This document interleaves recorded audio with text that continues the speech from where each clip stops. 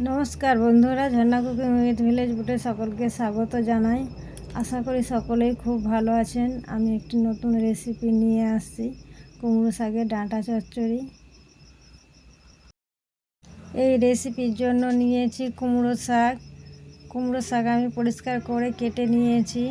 আর নিয়েছি আলু, বেগুন আর উচ্ছে। আমি সব সবজিকেই লম্বা করে কেটে নিয়েছি।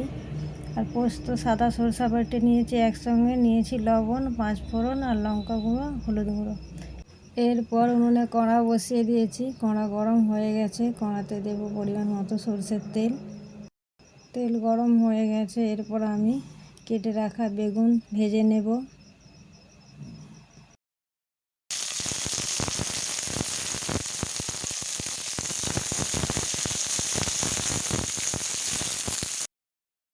বেগুন নাড়াচাড়া করে আমি অল্প ভেজে নিয়েছি। এরপর দেব পরিমাণ মতো লবণ আর হলুদ গুঁড়ো। লবণ আর হলুদ গুঁড়ো দেওয়ার পর ভালোভাবে নাড়াচাড়া করে ভেজে নেব।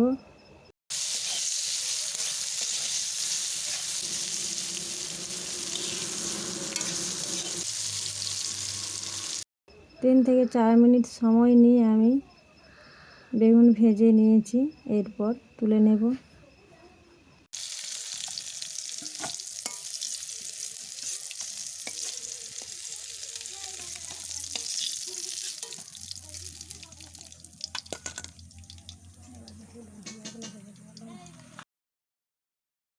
একই কড়ার মধ্যে আমি উচ্ছে ভেজে নেব।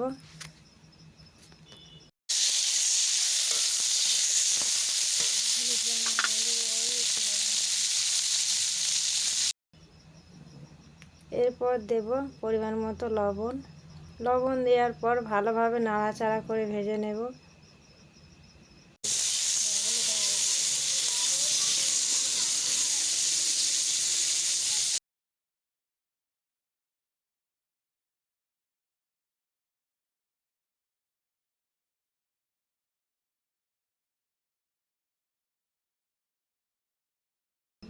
উচ্ছে আমি 4 থেকে 5 মিনিট সময় নিয়ে ভেজে নিয়েছি। এরপর তুলে নেব।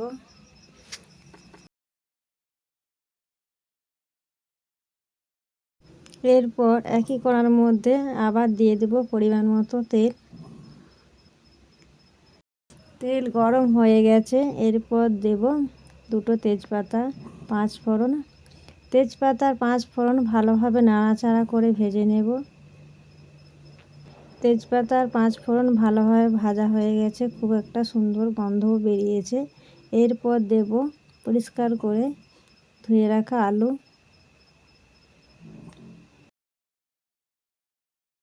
আলু নাড়াচাড়া করে ভালোভাবে ভেজে নেব।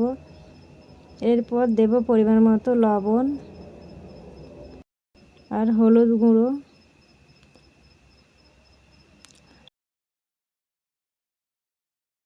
ভালোভাবে ভেজে নিয়েছি। এরপর দেব কুমড়ো শাকের ডাঁটা কেটে রেখেছিলাম।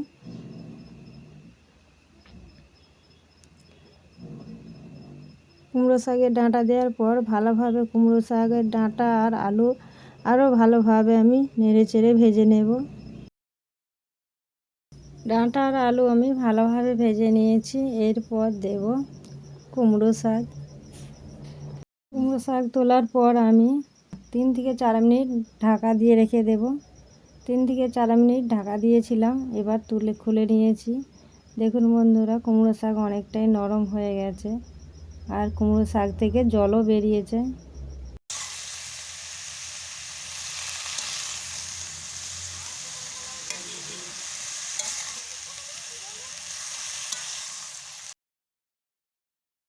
কুমড়ো শাক থেকে যে জলটা বেরিয়েছিল নাড়াচাড়া করতে করতে, সেই জলটা অনেকটাই কমে গেছে। এরপর দেব 1 চামচের মতো লঙ্কা গুঁড়ো।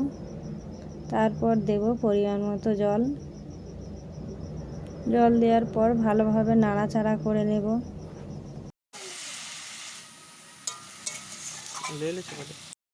আলু আর ডাঁটা ভালোভাবে যাতে সেদ্ধ হয়ে যায় তার জন্য আমি 5 থেকে 6 মিনিট ঢাকা দিয়ে দেব। 5 থেকে 6 মিনিট হয়ে গেছে। এরপর ঢাকা খুলে নেব। দেখুন বন্ধুরা, আলু ভালোভাবেই সেদ্ধ হয়ে গেছে। এরপর এর মধ্যে দিয়ে দেব ভেজে রাখা উচ্ছে আর বেগুন দেওয়ার পর ভালোভাবে আমি নাড়াচাড়া করে মিশিয়ে নেব।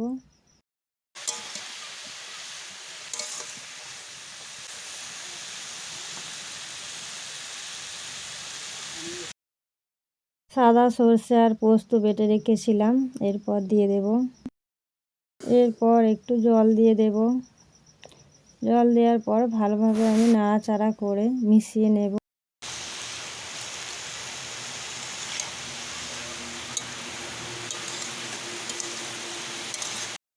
পোস্ত দেওয়ার পর আমি 3 থেকে 4 মিনিট নাড়াচাড়া করে নিয়েছি। কুমড়ো শাকের ডাঁটা চচ্চড়ি আমার তৈরি হয়ে গেছে। এরপর নামিয়ে নেব। ভিডিওটি ভালো লাগলে লাইক করবেন, বন্ধুদের সঙ্গে শেয়ার করবেন। রেসিপিটি কেমন লাগলো কমেন্ট করে জানাবেন।